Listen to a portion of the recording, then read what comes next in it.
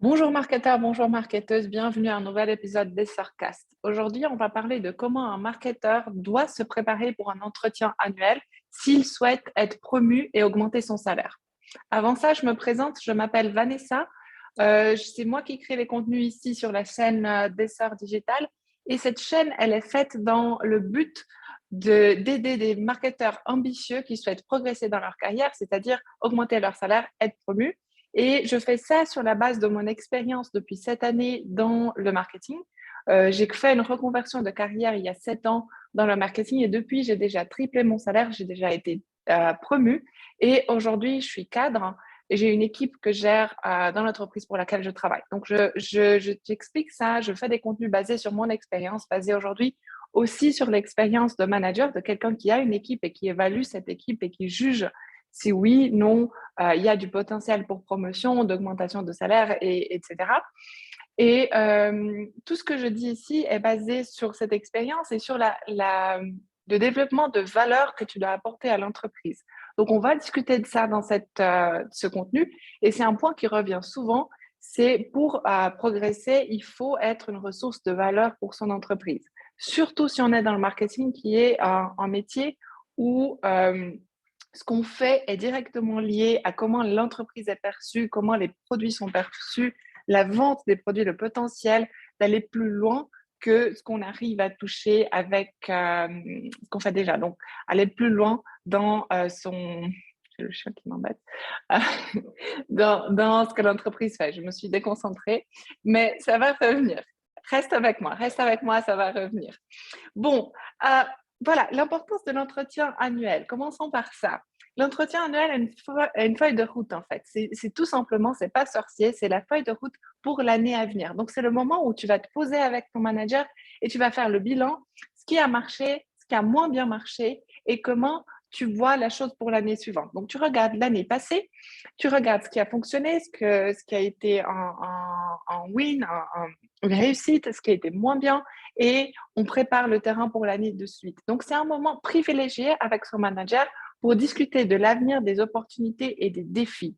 Et c'est là où un marketeur intelligent, il comprend que c'est un moment euh, très privilégié, comme j'ai dit, où tu peux placer des pièces que tu as dans ton plan de progression. Tu peux déjà mettre quelques pièces là si tu veux progresser, si tu veux un autre poste, si tu veux peut-être demander une augmentation ou même voir comment ça se passe, comment ton manager voit ta progression dans l'entreprise. Parce que j'explique ça souvent, le plan de progression, il faut que tu aies une stratégie de progression si tu veux être promu, si tu veux augmenter ton salaire, mais il va être inséré dans un contexte, c'est-à-dire le contexte de l'entreprise. Est-ce que l'entreprise va bien?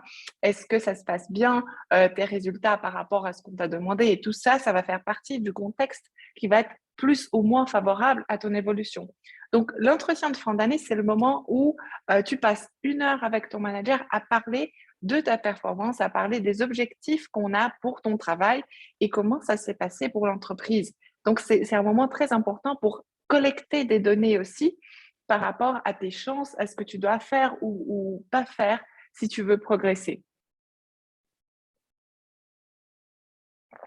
OK, donc on a souvent la plupart des entreprises va avoir un entretien annuel. C'est-à-dire, il va se passer en début d'année. Donc là, on est en début d'année, il va se passer entre janvier, février, mars. Et ça va durer 1 heure, plus ou moins, et on va revenir sur les objectifs et ce qui a été accompli. Par contre, j'attire ton attention, c'est que l'entretien se fait sur toute l'année. L'entretien annuel, ce rendez-vous d'1 heure est juste une formalisation, donc une mise sur papier officielle de ce qui s'est passé durant toute l'année. Donc, ton entretien de fin d'année, tu le fais tout le long de l'année. Tous les 365 jours de l'année, tu es en train de construire cet entretien de fin d'année. Euh, et faut que tu réfléchisses de manière à ce que tu sois conscient tout le long de l'année que on est en train de faire des photos mentales de toi à chaque interaction que tu as dans l'entreprise, soit avec ton manager et surtout quand tu es en train d'avoir des interactions qui ne sont pas avec ton manager. Parfois, on est très alerte à la relation qu'on a avec son management, mais on est moins présent à l'importance des relations qu'on a avec toutes les personnes de l'entreprise, soit externes, soit internes, c'est-à-dire soit des clients, soit des potentiels clients, des prospects, mais aussi avec le management, tes collègues directs, et si tu as une équipe, l'équipe que tu aujourd'hui es en train de lidérer, que tu manages. Et à chaque interaction, on va faire des photos mentales de toi, et cette collection de photos qui va être rapportée direct ou indirectement à ton management va former le contexte pour ton entretien annuel. Donc, si tu arrives en fin d'année, début d'année pour ton entretien annuel et tu n'as pas soigné les interactions que tu as eues tout le long de l'année, tu n'as pas soigné la valeur du travail que tu apportes pour l'entreprise, ça sera beaucoup plus difficile de rectifier le tir à la fin de l'année quand tu te prépares pour cet entretien. Donc, tu te prépares pour l'entretien, c'est juste une organisation mentale de tout ce qui a été fait durant l'année.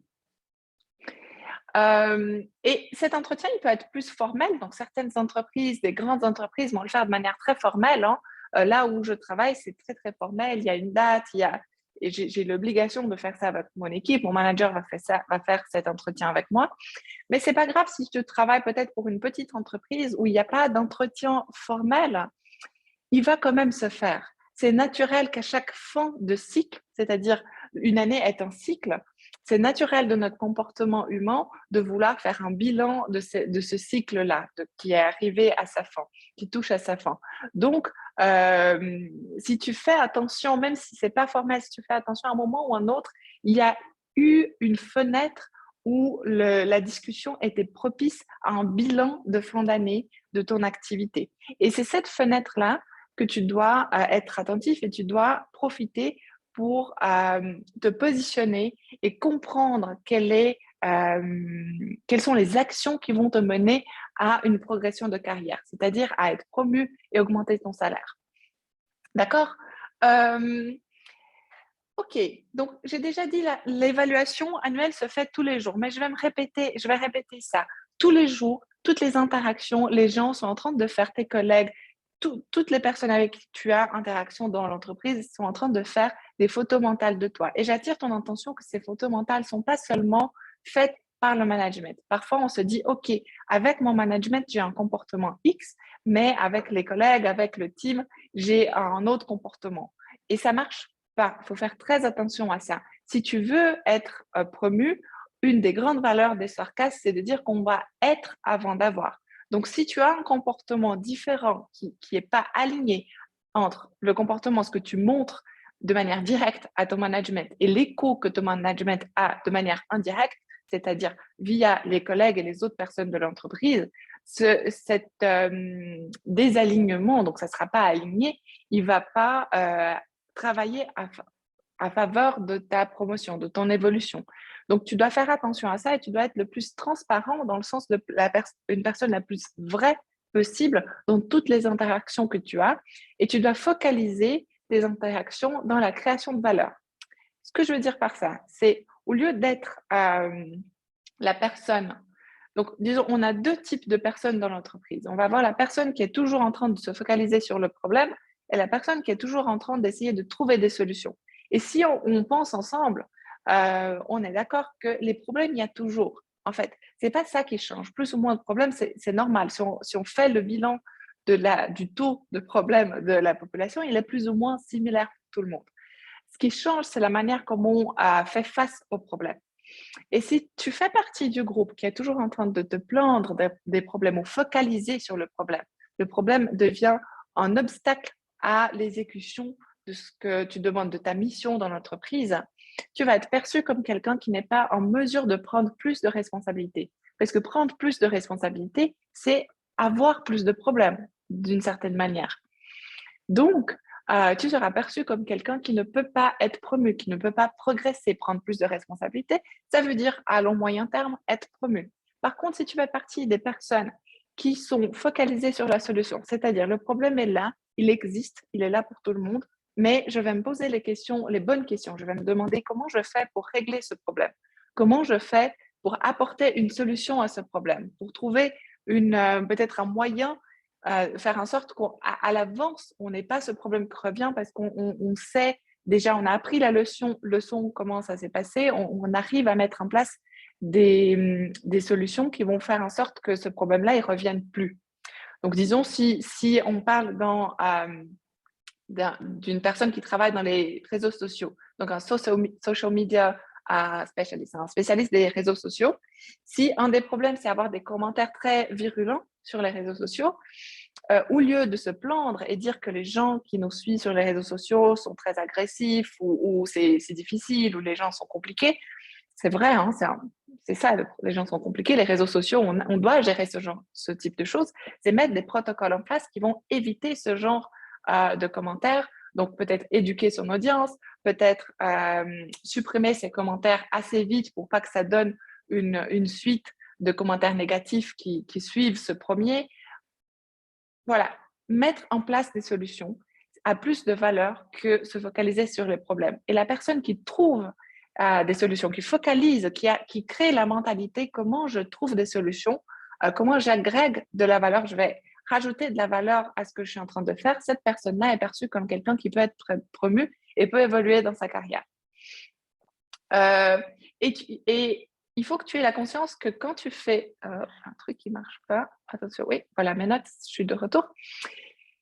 Il faut que tu aies conscience que cette perception de la mentalité focaliser solution versus focaliser problème, elle se fait sur toutes les échelles de l'entreprise. Tout le monde dans l'entreprise, du stagiaire au directeur, au PDG, tout le monde est en train de faire des photos mentales et de te positionner quelque part. Et sans se rendre compte, même si les gens ne sont pas conscients de ça, ils vont mettre les gens soit dans la case orientée solution, c'est-à-dire les personnes qui font les choses, qui font en sorte que ça se passe. Donc, c'est faiseurs des choses, des gens qui sont là pour mettre en place, pour bouger, qui ont de force de traction, ou les gens qui sont plutôt dans la réactivité et l'exécution. Et sans le savoir, les gens vont mettre ses collègues chacun dans une case et ça sera beaucoup... S'il y a une évolution, s'il y a une progression, s'il y a une promotion à être faite, on va la donner plutôt à la personne qui est dans la deuxième case, la case de la solution, parce que ça va être une évidence. On ne va pas faire de la promotion de quelqu'un qui n'a pas déjà la casquette, en fait. On porte la casquette avant d'avoir le titre. C'est la base du être avant d'avoir. Mais je reviens ici dans mes notes pour pas que je me perde. Aujourd'hui, on parle d'évolution, d'évaluation de fin d'année ou évaluation annuelle. Et un des points importants, si tu veux utiliser le mieux possible ce moment et peut-être même aller avec... moi, j'adore ces entretiens de fin d'année parce que je trouve que c'est une opportunité de comprendre plusieurs choses, d'avoir une perception, de voir comment mon management voit mon évolution, comment je peux faire différent pour progresser plus vite. Donc, je vais à ces entretiens avec le sourire. Je les adore. Et si pour toi, c'est difficile, tu es angoissé, tu es stressé, regarde cette vidéo parce que là, je vais t'expliquer comment tu te prépares et comment tu dois faire pour aller avec le sourire hyper tranquille que tu as fait ta part de ce que tu as été demandé. Donc, la préparation en amont. La première chose que tu vas faire, tu vas évaluer ton entretien de l'année précédente. Si tu n'as pas eu d'entretien, si c'est ta première année, tu as eu un entretien, tu as eu l'entretien d'embauche. Tu reviens à l'entretien d'embauche ou tu reviens à l'entretien de l'année précédente. Tu vas le relire, tu vas relire l'évaluation et tu vas voir où tu étais. Est-ce que ça s'est bien passé? Est-ce qu'on était content de toi? Qu'est-ce qu'on t'a demandé? Parce qu'on va toujours aussi te donner des suggestions de progression, ce que tu peux faire pour faire mieux ton travail. Est-ce que tu as réussi à mettre ça en pratique, à mettre ça sur place, des feedbacks de comportement, peut-être d'exécution de tâches, etc. Donc, va relire, va t'imprégner de ce qui a été dit l'année précédente. Soit entretien d'embauche, qu'est-ce qu'on voulait de toi? Quand on embauche quelqu'un, on veut quelque chose de cette personne. On a un espoir de réalisation pour cette personne. Quel était cet espoir-là? Quelles étaient ces tâches-là, ces problèmes que l'entreprise avait au moment de l'embauche ou au moment de ton entretien précédent? Et tu vas commencer à préparer l'entretien de cette année. La première chose, tu vas faire un bilan des objectifs de l'année et tu vas les séparer en deux types d'objectifs. Les objectifs que tu as réussi à exécuter et les objectifs qui n'ont pas été réalisés. Peut-être pas à 100%, Peut-être ils sont à 50%, tu les as réalisés partiellement, mais tu n'as pas finalisé cet objectif-là. Dans les objectifs exécutés, tu vas donc faire le bilan, c'est-à-dire là, on pense tâche exécution. J'avais objectif X, j'ai exécuté X. Et ensuite, tu vas faire une évaluation. Est-ce que j'ai réussi à faire du over-delivery? Je parle souvent du over-delivery ici. C'est une couche de excellence que tu mets par-dessus une tâche qu'on te donne. Donc, tu ne vas pas non seulement exécuter, tu vas mettre une couche d'excellence par-dessus. Donc, tu vas identifier les tâches pour lesquelles tu as été capable d'apporter du over-delivery, tu as été capable d'apporter une couche d'excellence par-dessus. OK? Dans l'exécution, là, c'est important, c'est un point très important. C'est le point qui fait la différence entre les marketeurs qui ne sont pas ambitieux, qui restent sur leur place, qui vont rester sur leur chaise longtemps, et les marketeurs ambitieux. Ça, c'est le point le plus important. Fais attention, écoute bien ça. Dans les points d'exécution que tu as réussi à exécuter, tu vas te demander où sont mes réussites. C'est quoi les réussites? C'est là où tu as apporté de la valeur pour l'entreprise. Et tu comprends le changement de mentalité ici. Avant, on parlait de tâches exécution. C'est important, oui, tu dois exécuter les tâches pour lesquelles tu as été engagé et tu dois voir si tu as réussi à apporter une couche d'excellence. Ça, c'est excellent. Si tu fais ça, tu fais déjà plus que la moyenne. Maintenant, tu vas te focaliser dans la valeur. Tes réussites égale valeur pour l'entreprise. Donc, tu vas arrêter de réfléchir par rapport à ce que toi, tu as exécuté et tu vas réfléchir, cette exécution-là, quelle est la valeur? Comment elle a été traduite en valeur pour l'entreprise? D'accord? Donc, plutôt, j'ai donné l'exemple du marketeur qui fait des contenus sur les réseaux sociaux, le marketeur responsable des réseaux sociaux. Si cette personne a été engagée pour faire les réseaux sociaux, disons, dans le tâche exécution, donc dans la partie exécution, elle va dire, OK, on m'a donné la responsabilité de gérer les réseaux sociaux. Sur Instagram, on avait 4000 followers, maintenant on a 7000. Donc, on a augmenté de 3000. Pourquoi pas, pas mal. On a été capable de faire des contenus de manière continue. Toutes les semaines ou tous les 2 jours, on a posté des contenus. Donc, on a gardé cette continuité. Avant, on avait ça, pas ça, on a fait ça. C'est exécution, tâche, exécution. On m'a dit de mettre des contenus sur les réseaux sociaux. J'ai mis des contenus sur les réseaux sociaux. Tâche, exécution. Ça, c'est le marketeur moyen. Il va se contenter de ça. Il va arriver à l'entretien de fin d'année et il va dire, j'ai exécuté la tâche qu'on m'a donnée. Je t'invite à aller au-delà de ça. Je t'invite à penser à la valeur. Ce même lot de tâches que je viens de décrire, quelle est la valeur qu'il a apportée à l'entreprise? Est-ce qu'avec ce travail sur les réseaux sociaux, l'entreprise a gagné en visibilité? Est-ce qu'on arrive à mesurer ça? Est-ce qu'il y a eu un événement où on arrive à mettre en avant la visibilité que les réseaux sociaux ont apporté à l'entreprise? Ce travail sur les réseaux sociaux a apporté à l'entreprise. Est-ce qu'avec ce travail sur les réseaux sociaux, on a réussi à capter des prospects, c'est-à-dire des prospects, des clients potentiels que l'équipe de vente a pu ensuite prendre en compte et travailler, peut-être même vendre des produits? Est-ce que ces prospects, ils ont acheté, donc ils ont été convertis en clients? Donc ça serait la valeur que ce travail a apporté pour l'entreprise. Donc tu vas noter la valeur, tu vas dire, OK, ce travail qu'on a fait avec les réseaux sociaux, voilà le côté tâche exécution, mais la valeur apportée, effectivement, ce que je voulais apporter ici dans cet entretien de fin d'année, c'est la valeur que ce travail a apporté pour l'entreprise. Regarde, on a eu une vingtaine de ventes qui ont été exécutées, qui ont été réalisées au travers de prospects captés via les réseaux sociaux. Et ça, c'est très intéressant parce que l'année précédente, on avait 0. Donc, tu vois, là, on parle de valeur. Et quand tu commences à parler le langage valeur, tu commences à te rapprocher d'une potentielle évolution, d'une potentielle promotion parce que on va dire, tiens, intéressant, en plus d'exécuter, il percute sur l'importance de cette exécution pour l'entreprise. Donc, peut-être je peux lui donner un petit peu plus de responsabilité et monter un peu son niveau de conscience par rapport à ce que nous, dans l'entreprise, on veut accomplir. Tu vois la différence entre se focaliser seulement sur tâche exécution et se focaliser sur la valeur que tu apportes pour l'entreprise. Donc ça, c'est la partie exécution et réussite. Donc, je répète. Exécution, tu vas être objectif, tu vas focaliser sur tâche, exécution. On t'a donné la tâche X, tu as exécuté, tu as fait l'exécution X ou tu as fait l'exécution X+. Focalise toujours, essaye toujours d'apporter une couche d'excellence. En plus de ça, et plus important, tu vas réfléchir là-dedans, quelle est la valeur que cette tâche a apportée pour l'entreprise. C'est-à-dire, est-ce que ce que tu as réalisé a aidé l'entreprise à progresser dans ses objectifs commerciaux, dans ses objectifs de visibilité ou que sais-je. Et tu vas focaliser, quand tu es en entretien de fin d'année, tu vas te focaliser plutôt sur la valeur. Donc, si on parle ici de 100% du temps d'un entretien de fin d'année, la partie valeur doit prendre en tout cas la moitié du temps de cet entretien. D'accord?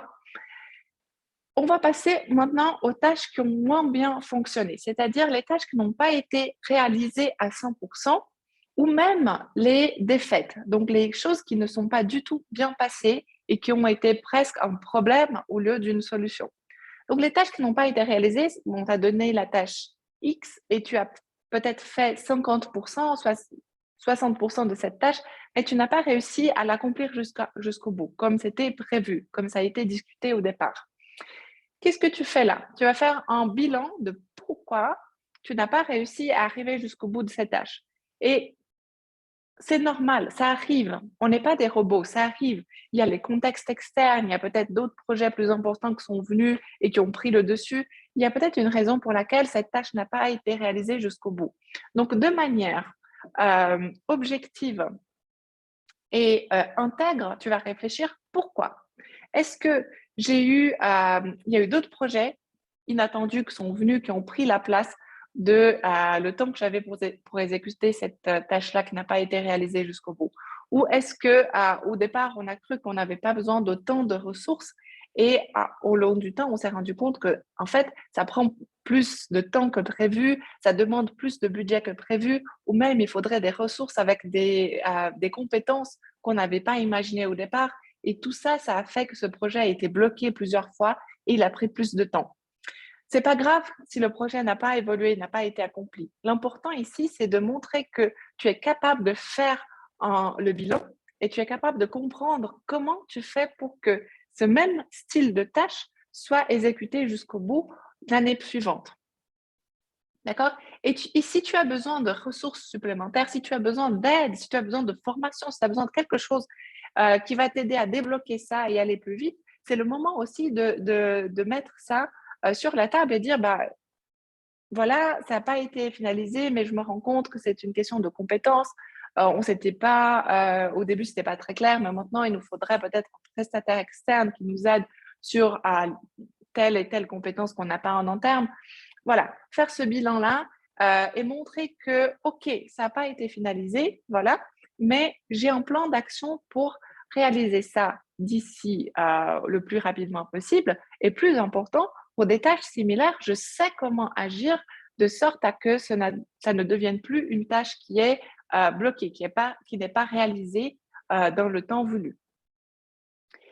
Si c'est une question de contexte que tu ne peux pas contrôler, par exemple, parfois il y a des urgences qui arrivent, parfois il y a des gens qui tombent malades et qui ne peuvent pas travailler, parfois il y a une chose comme ça, c'est juste le mettre, le rappeler ça, il y a eu aussi cette question de contexte. Et là, j'aime toujours quand je suis dans une situation comme ça, où je suis bloquée par une question, par un contexte externe, réfléchir, est-ce que face à ce nouveau contexte, est-ce qu'il y a quelque chose que je peux faire quand même dans ma pratique qui peut aider dans l'exécution de cette tâche? Donc, disons que cette tâche en particulier dépend d'un collègue et ce collègue, il est en arrêt maladie. Est-ce qu'il y a d'autres collègues qui peuvent t'aider? Est-ce que tu peux engager quelqu'un d'externe? Est-ce qu'on peut repenser cet objectif, ce lot de tâches pour voir si on a un moyen de le faire autrement? Parce que si tu viens toujours avec cette mentalité problème, comme j'ai dit avant, c'est pas optimal. Tu seras pas perçu comme quelqu'un qui peut avancer. Donc, d'accord, il y a un problème de contexte, ça ne dépend pas de toi, mais ça dépend de toi, comment tu fais face à ce contexte. Et tu peux apporter des idées de solutions. Parlons maintenant des problèmes, des vrais problèmes que tu as rencontrés dans l'année. Donc, ce que j'ai appelé, entre guillemets, c'est peut-être un mot un peu fort, les défaites. Donc, c'est les résultats d'une action qui a été à l'encontre de l'objectif de l'entreprise. Et ça, d'une certaine manière, nuit à la réalisation des objectifs de l'entreprise. Encore une fois, ça peut arriver, mais là, on touche déjà quelque chose qui devrait arriver très peu, voire ne pas arriver. Donc, tu vas à l'encontre de l'objectif de l'entreprise. Mais ça peut être un accident. Parfois, ça peut arriver. Disons que j'utilise l'exemple des réseaux sociaux ici. Disons qu'un contenu sur les réseaux sociaux a viralisé de manière négative. On ne pouvait pas l'anticiper, pas nécessairement l'anticiper, mais c'est ce qui s'est passé. Ça a peut-être mis d'une certaine manière l'image de l'entreprise et il y a eu un moment un peu de crise où les gens, le management a fait attention à ça, s'est posé la question. Donc, il y a eu un moment très inconfortable autour de cet accident. L'important ici, pour l'entretien de fin d'année, c'est que tu fasses un diagnostic intègre et constructif. D'abord, tu ne vas pas commencer à dire la faute a été au collègue X, c'est parce que Y n'a pas fait comme on l'a demandé et j'avais dit ça avant, il fallait faire comme ça. Ne fais pas ça, ne fais pas ça. Tu vas faire un diagnostic intègre et constructif, c'est-à-dire voilà ce qui s'est passé, c'est passé A. J'ai identifié que certains aspects de cette histoire-là, du déroulement de cette histoire, ont contribué à ce que la chose se passe telle qu'elle s'est passée. Donc, pour le post qui a viralisé, peut-être on n'a pas surveillé ce post assez de près de manière à le supprimer avant que ça parte trop loin, avant qu'on puisse plus rien faire. Peut-être qu'il y a eu le texte sur ce post a été mal compris, il a été à double sens et on n'avait pas vu ça avant. Donc, faire ce diagnostic, ça va te permettre de penser quelles sont les leçons apprises, quelles sont les mesures à mettre en place pour pas que ça ne se reproduise. Donc, dans l'exemple du post, si c'était une question de texte à double sens, peut-être il faudrait faire un check avec quelqu'un d'autre, une deuxième personne, une deuxième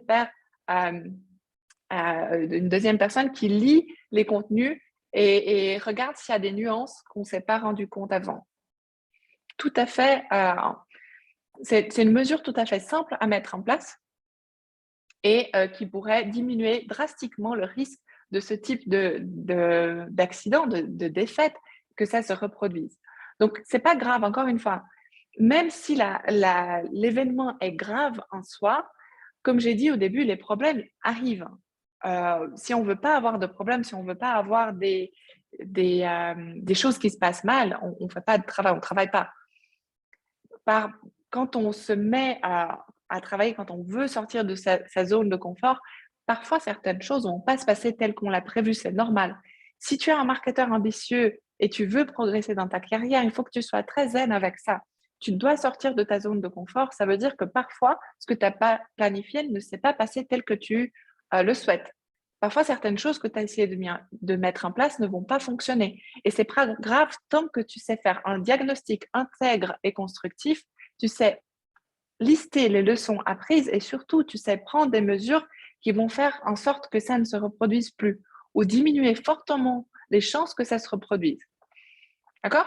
Donc, tu vas préparer ça pour ton entretien d'embauche. Tu vas préparer déjà le côté exécution, réussite, valeur apportée pour l'entreprise, mais les choses dans les tâches qui n'auront pas été réalisées à 100%, tu vas faire le diagnostic des défaites, des choses qui sont vraiment pas été là ou comme ça devrait, qui ont été vraiment un problème, on va dire comme ça.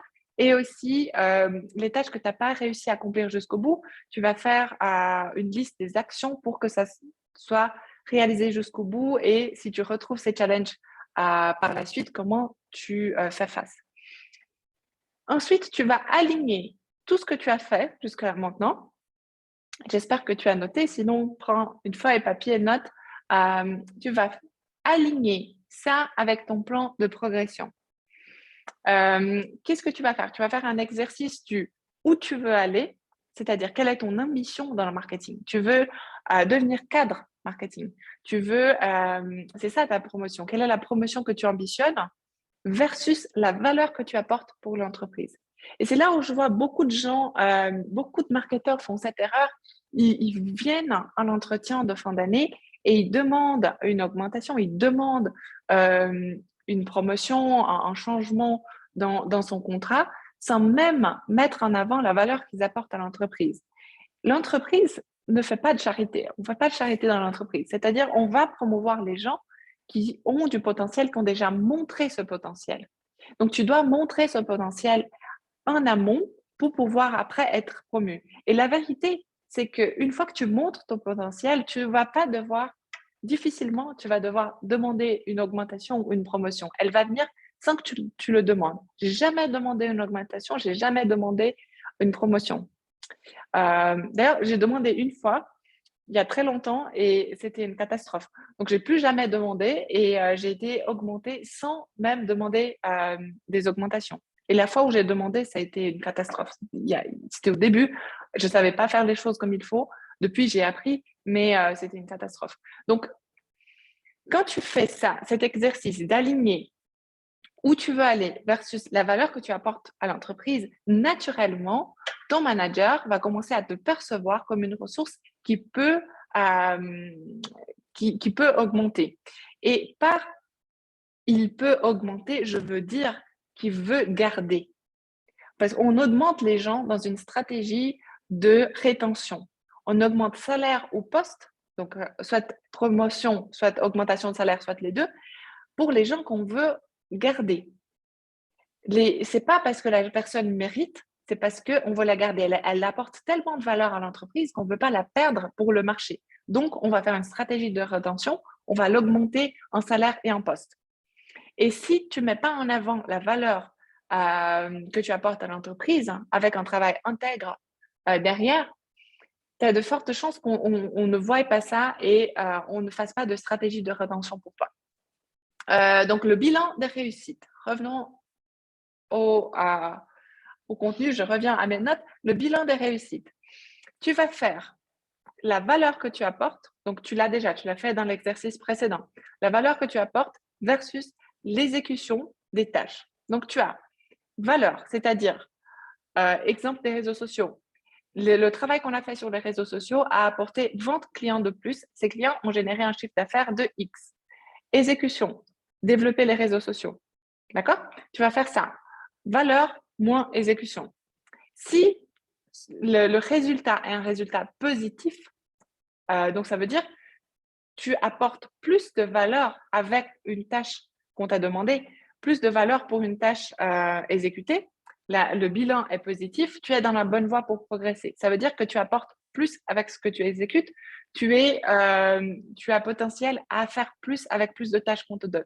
Tu comprends?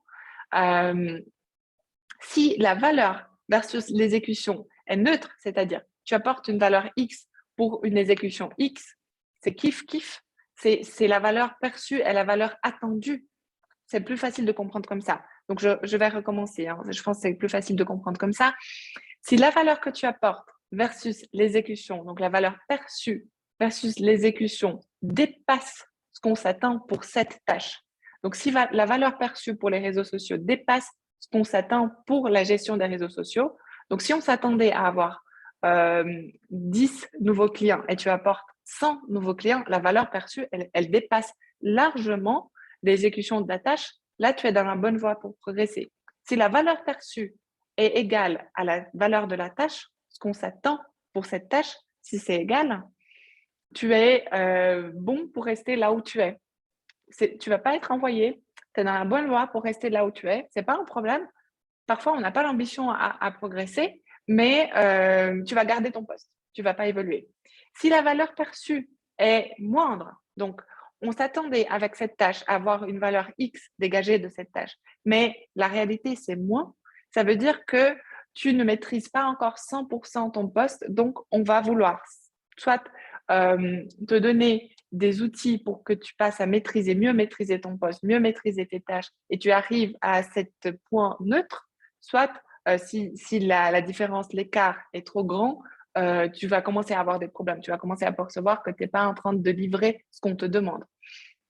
D'accord? Donc, si tu veux faire le bilan, voir est-ce que mon plan de progression, il est aligné avec la valeur que j'apporte à l'entreprise, tu vas chercher une différence positive entre valeur et valeur donnée versus la valeur qu'on s'attend que cette tâche dégage. Super? Ensuite, tu vas faire le bilan des challenges, c'est-à-dire des tâches que tu n'as pas réussi à accomplir et des vrais problèmes que tu as rencontrés dans l'année. Et de nouveau, tu vas partir sur 3 points, positif, neutre, négatif. Et là, tu vas observer ta capacité à rebondir et à trouver des solutions versus les challenges auxquels tu as fait face. Donc, si ta capacité à rebondir est plus importante que les challenges que tu as fait face, tu es en bonne voie pour progresser. Si c'est neutre, si tu as un challenge X et tu arrives à rebondir de manière telle qu'on a attendu, ça n'impressionne personne, tu es bon pour rester là où tu es. Et si c'est négatif, c'est-à-dire à chaque fois que tu as un challenge, à chaque fois que tu retrouves un problème, tu paniques, tu ne sais pas gérer, tu perds les pédales, ça veut dire que tu as besoin d'être coaché pour arriver à remplir à 100% le poste pour lequel tu es aujourd'hui. Donc, tu as de la marge de progression dans ton propre poste. Donc, tu ne seras pas pour l'instant pas augmenté, pas promu. Mais ça veut dire que si dans une année, tu as réussi à progresser dans ton propre poste et à montrer ça, tu es en bonne voie. Tu comprends? Donc, c'est toujours par rapport à où tu es, où tu veux aller et où on s'attend que tu sois. On s'attend que pour un poste de gestion des réseaux sociaux, tu sois capable de gérer les commentaires agressifs. On s'attend que pour la gestion des réseaux sociaux, on s'attend que pour la gestion des réseaux sociaux, tu sois capable de créer des contenus de manière régulière, que tu sois capable de faire grandir le nombre de followers d'une page, que tu sois capable de faire penser à d'autres collaborations avec d'autres pages, etc. Donc ça, c'est ce qui est attendu de toi. Donc, si tu fais ça, tu es dans ta zone de confort, dans ce qu'on s'attend de toi, on ne va pas t'augmenter, mais tout va bien.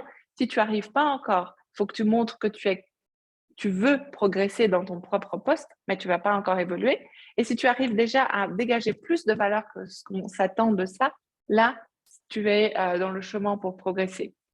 Donc, pour un entretien de fin d'année, prépare ça en amont, mets ça sur une feuille de papier, vraiment liste tâche par tâche, valeur par valeur, fais ce bilan-là et présente ça de manière fluide à ton management en montrant, OK, je suis consciente de mon positionnement dans l'entreprise, je suis consciente de ce que je dois travailler pour progresser. Et réfléchis et discute de manière très transparente avec ce management est-ce que ce bilan, ils sont d'accord avec ça? Est-ce que ça résonne? Est-ce que ça fait du sens pour eux? Ou ils voient la chose différemment? Et s'ils voient la chose différemment, tu peux demander qu'ils t'expliquent comment ils voient la chose. Ça peut arriver. Et tu vas réaligner ton bilan avec le feedback que tu as reçu et garder cet dialogue de transparence pour cet entretien de fin d'année et pour l'année suivante aussi montrer comment tu veux apporter de la valeur pour l'entreprise, quels sont tes plans pour sortir de ta zone de confort et apporter encore plus de valeur. Avant de finaliser la vidéo, je voulais dire 3 choses qu'il ne faut absolument pas faire pendant un entretien de fin d'année. La première chose, c'est utiliser le contexte comme excuse. Utiliser la pandémie, utiliser les problèmes je sais pas, les problèmes rencontrés, les challenges, les changements de poste, tout ça. Donc, n'utilise pas le contexte comme excuse. Ça, c'est une mentalité de médiocre. Je suis désolée de le dire comme ça, mais c'est vrai.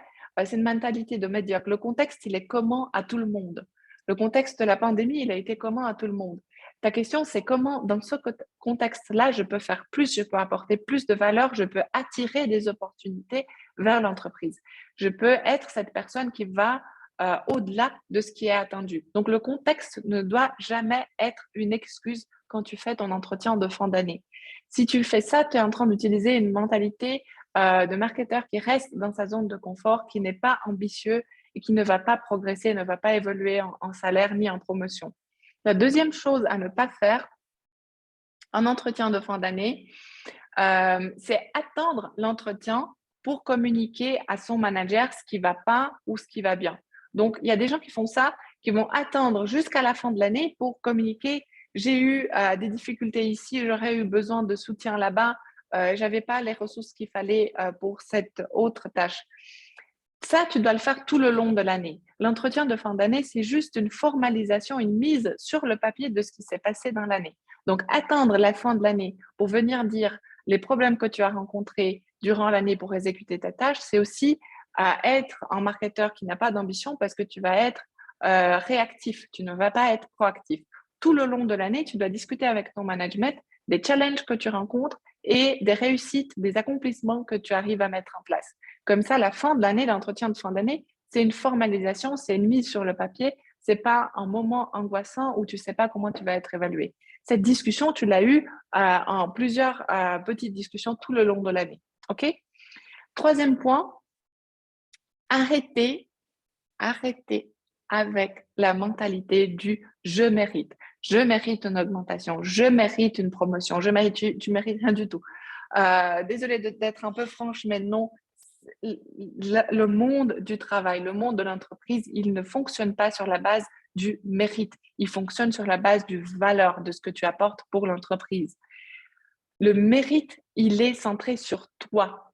C'est toi qui évalues toi-même et il te fait en victime. Tu es en train de te victimiser en dire je mérite. Non, c'est j'apporte de la valeur. Je suis avant d'être. Donc, je vais le devenir. Et pas je mérite. Cette mentalité-là, elle est très focusée sur soi-même, elle est très focusée sur l'exécution et non pas sur la valeur, tu vois. L'exécution, j'ai exécuté tellement de tâches, je suis tellement fatiguée, j'ai fait tellement, j'ai bossé jusqu'à terre, mais tu n'as aucune notion de la valeur que tu as apportée pour l'entreprise.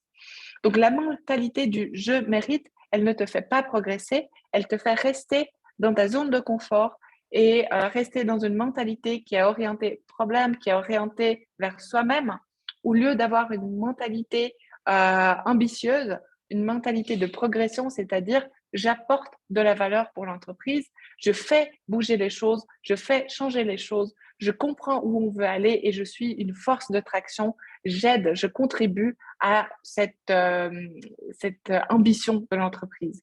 Et je suis avant d'avoir. Je mets la casquette avant d'être reconnu pour cette casquette-là. Par exemple, un marketeur qui fait ça, qui est avant d'avoir, s'il est promu un jour, on va lui dire, on va lui écrire, tu avais déjà ce poste, tu as juste été promu, mais tu le faisais déjà. Tu as été promu pour un job que tu le fais déjà. Ça veut dire qu'il a bien fait les choses. Ça veut dire qu'il était une évidence, qu'il a pu apporter la valeur avant qu'on lui donne cette reconnaissance. Et c'est comme ça que le monde de l'entreprise fonctionne. C'est comme ça qu'un marketeur arrive à se développer. Et il ne reste pas toujours bloqué sur les mêmes tâches, la même chaise tout le long de sa carrière. Super. J'espère que tu as aimé cette vidéo. J'espère que j'ai réussi à te transmettre toute cette connaissance que j'ai cumulée au long des années. Si ce n'était pas assez clair, si tu as des suggestions, mets-moi en commentaire. Ça me fera vraiment très plaisir d'adapter ma manière d'expliquer, peut-être même de répondre à tes doutes, tes questions.